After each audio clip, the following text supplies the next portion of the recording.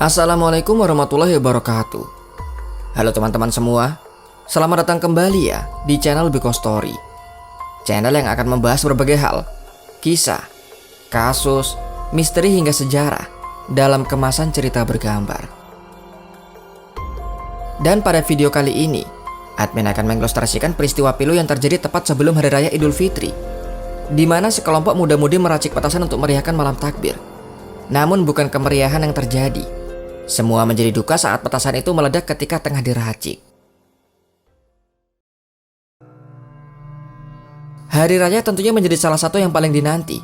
Itulah yang dirasakan oleh Muhammad Taufik Hidayat, pemuda berusia 27 tahun.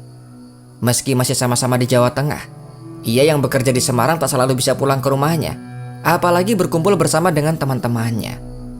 Kampung halaman Taufik diketahui adalah Desa Ngabean, Kecamatan Mirit, Kebumen, Jawa Tengah.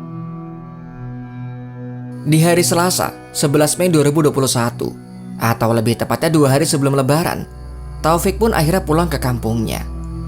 Sang ayah bernama Untung berumur 55 tahun tentunya sangat senang. Ia menyambut kedatangan anak keduanya itu. Taufik memang diketahui merupakan anak kedua dari 3 bersaudara. Keesokan harinya di tanggal 12 Mei 2021, sang ayah mengatakan Taufik masih sempat mengajak adiknya untuk mencari baju lebaran. Selanjutnya Taufik berkumpul bersama dengan teman-temannya. Mereka yang berkumpul ada 7 orang termasuk Taufik di dalamnya. Tak diketahui pasti siapa yang memiliki inisiatif, atau mungkin memang sudah direncanakan. Taufik dan teman-temannya rupanya sudah memiliki bahan untuk membuat petasan. Nampaknya bahan-bahan itu sudah disiapkan jauh-jauh hari oleh Taufik, termasuk kertas-kertas selongsong untuk membungkusnya. Sang ayah sendiri tak mengetahui dari mana Taufik mendapatkan bahan-bahan itu. Dan untuk meraciknya, Taufik memiliki pengalaman dengan hal itu. Rencananya mereka akan merayakan malam takbiran dengan petasan. Tentunya di angan-angan mereka akan sangat meriah. Apalagi di tengah pembatasan sosial karena Covid dari tahun-tahun sebelumnya, membuat mereka ingin merayakannya lebih meriah. Mengetahui sang anak dan teman-temannya sedang merakit petasan, sang ayah segera menegurnya. Ia mengingatkan jika lingkungan sekitar tak suka dengan suara petasan. Dan memang membuat petasan bukanlah budaya di kampung itu. Bisa dibilang ini baru pertama ada yang merakit dalam jumlah besar. Terlihat ada ratusan selongsong kertas. Bahan yang disiapkan pun tentunya cukup banyak. Selain tak enak dengan tetangga, jumlah petasan juga sebenarnya membuat sang ayah menjadi khawatir. Namun Taufik tak mengindahkan peringatan ayahnya. Ia tetap meracik petasan itu bersama dengan teman-temannya. Mereka adalah Rizky, Sugianto, Bambang Priyono, Rio Dwi Pangestu, Alip dan Ratna. Petasan itu diracik di teras rumah Taufik. Siang hingga sore ke-7 orang tersebut sibuk mengisi bubuk ke selongsong kertas. Semuanya duduk di teras rumah, meski tak berkumpul menjadi satu. Bambang mengatakan ia duduk cukup jauh dari yang lain. Sementara di dekat selongsong petasan yang sudah terisi, yang paling dekat adalah Taufik, Rizky dan Rio. Mereka mengejar waktu sebelum malam itu mereka akan merayakan takbiran. Rasa-rasanya tak mungkin mereka tak mengetahui bahaya mengerikan dari petasan. Anehnya di saat itu sebagian dari mereka mengerjakannya sambil merokok. Nampaknya mereka menganggap sepele hal tersebut. Disinilah awal mula tragedi mengerikan itu terjadi. Kira-kira pukul 4.30 sore hari, sang ayah di saat itu sedang di kali di sebelah rumah. Ketika tiba-tiba terdengar suara menggelegar dari arah rumah. Suara dahsyat itu bisa didengar satu kampung. Benar-benar sangat keras hingga memecah keheningan di sore hari. Firasat buruk pun langsung timbul dalam benak. Dengan segera Untung berlari ke arah rumah. Hal yang pertama terlihat adalah halaman rumah yang penuh dengan kertas yang terhambur, teras rumah yang hancur, dan selanjutnya adalah pemandangan yang sangat mengerikan. Bukan hanya Untung yang menyaksikan hal itu, warga desa yang mendengar ledakan itu juga berbondong-bondong datang ke rumah Untung. Terlihat tempat yang sangat berantakan, dengan kertas-kertas terlempar ke segala penjuru hingga belasan meter. Atap rumah juga dinding hancur terkoyak. Dan yang paling membuat histeris adalah bercak merah di segala penjuru. Yang tak lain adalah mereka yang terkena ledakan langsung. Untung sempat tertegun tak percaya dengan apa yang ia lihat. Beberapa tubuh sudah tak bergerak dan nyaris terkoyak. Ketika memberanikan diri untuk mengecek satu persatu, wajah anaknya sudah tak lagi bisa dikenali. Hancur tak berbentuk. Suasana menjelang buka sore itu menjadi sangat mencekam. Semua orang yang datang berteriak histeris, apalagi ketika tahu anaknya menjadi korban. Mereka yang terlempar keluar dari teras kemudian digotong beramai-ramai. Sementara itu terlihat seorang ibu berteriak memangku anaknya yang di saat itu sudah tak bergerak. Nampak tangan dan kakinya hancur nyaris putus. Setelah semua korban dikumpulkan, diketahui 3 meninggal di tempat. Mereka adalah Taufik, anak dari Untung, yaitu pemilik rumah.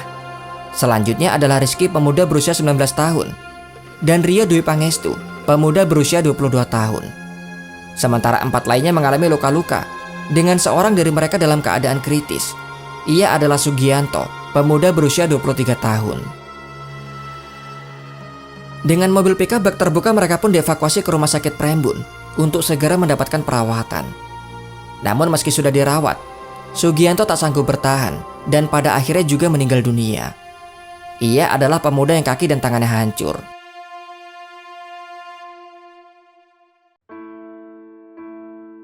Malam itu juga polisi langsung mendatangi tempat TKP dan mengumpulkan semua bukti yang bisa diamankan.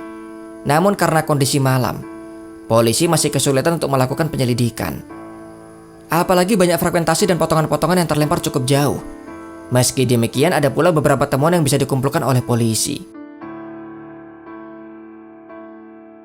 Polisi menemukan ada 400 selongsong kertas dan memperkirakan ada 2-3 kg bubuk petasan. Ukuran petasan itu sendiri dikatakan cukup besar. Fragmentasi yang terlempar mencakup area 16 meter. Mungkin ada yang terlempar lebih dari itu. Namun lagi-lagi kondisi malam menyulitkan mereka. Satu lagi temuan yang sangat penting. Polisi menemukan bungkus rokok juga korek api di sekitar area ledakan, yang mungkin menjadi penyebab ledakan itu. Dan memang benar, pengakuan seorang dari mereka yang tidak disebutkan namanya. Rupanya sambil mengisi bubuk petasan, setengah dari mereka di saat itu sedang merokok. Sementara pengakuan dari Bambang, ia tak mengetahui pasti ledakan itu dari mana. Ledakan terjadi tiba-tiba dengan sangat keras. Meski ia duduk cukup jauh dari tumpukan petasan, namun tetap saja ia mengalami luka bakar cukup serius di wajah dan juga sekujur tubuhnya. Hasil penyelidikan lebih lanjut, rupanya bubuk itu memang dibeli oleh Taufik. Ia membelinya secara online dan penjualnya terlacak di daerah Pati. Untuk itu polisi akan segera meminta keterangan dari penjualnya. Lebih lanjut, polisi mengatakan belum ada indikasi apakah petasan yang dirakit nantinya akan dijual. Semua sudah terjadi. Para orang tua korban tentunya merasakan duka yang amat dalam.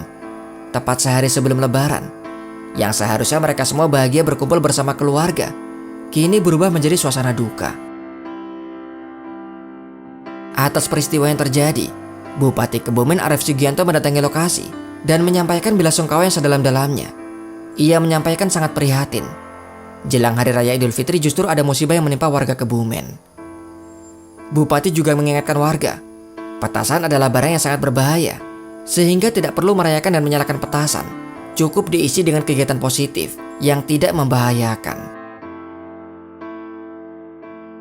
Tragedi petasan di Kebumen yang merenggut 4 nyawa seharusnya bisa menjadi pembelajaran bagi semua orang. Selain dari bahaya yang sangat mengerikan, hal itu juga dilarang oleh pemerintah. Tertulis dalam Undang-Undang Nomor 12 Tahun 1951 dan juga Pasal 187 KUHP Pidana. Jika ada kesalahan dalam video ini, informasi yang kurang atau pendapat yang berbeda, silahkan berikan komentar kalian. Sampai di sini kisah dari admin. Sampai jumpa kembali di video selanjutnya. Wassalamualaikum warahmatullahi wabarakatuh.